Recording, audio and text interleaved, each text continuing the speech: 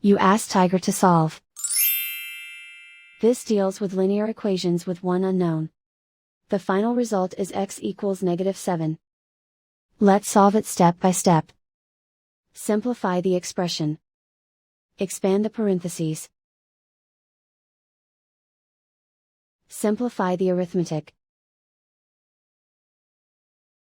Group all x terms on the left side of the equation. Subtract 8x from both sides.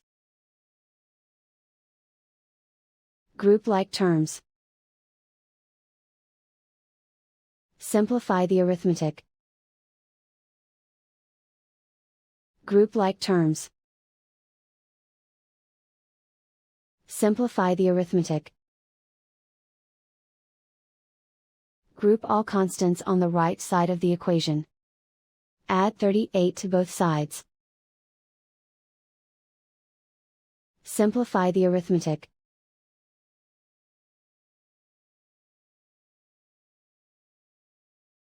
Isolate the x.